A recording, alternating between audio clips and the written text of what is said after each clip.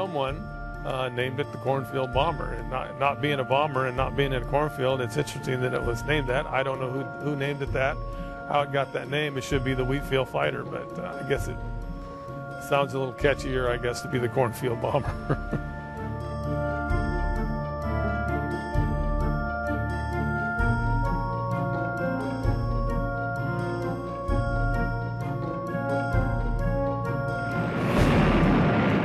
Take off as a flight of 4. We actually ended up as a flight of 3 because one airplane aborted.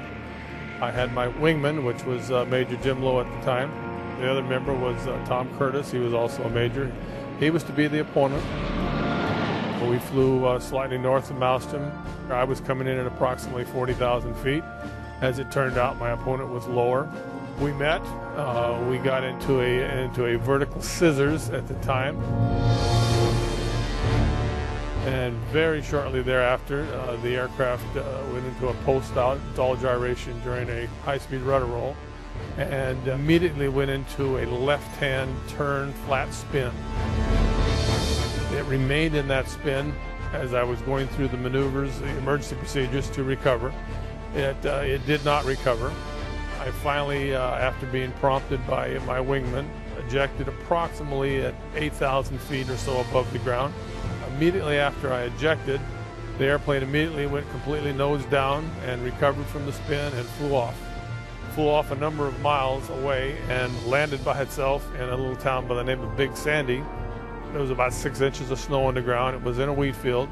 Probably skidded some couple hundred yards or more and came to rest. It ran at idle until it basically ran out of gas. This wasn't the first time that the minute the pilot ejected, the aircraft recovered from the spin. And of course, I was surprised that that was the case. I assumed it crashed, but the fact that it landed by itself was obviously a shock to everyone. There was no major structural damage. There was minor damage, and the airplane was sent back to McClellan Air Force Base, which was our depot. And at some point in time, I'm not sure when, it had been repaired and was returned to service. And I believe it was probably in about 1979, which would have been 9 years later. The airplane was down at Tyndall, and my wingman, when I jumped out of it, Major Lowe, was the squadron commander now at Griffiths.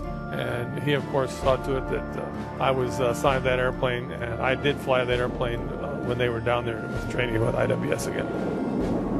Well, it's a unique experience, you know. I guess I'm part of a 1 in a million occurrence. I don't know that this has ever happened again, this whole scenario, but it is good to see the airplane again and to know that it's in the museum here, and this story, I guess, will live on until it happens again.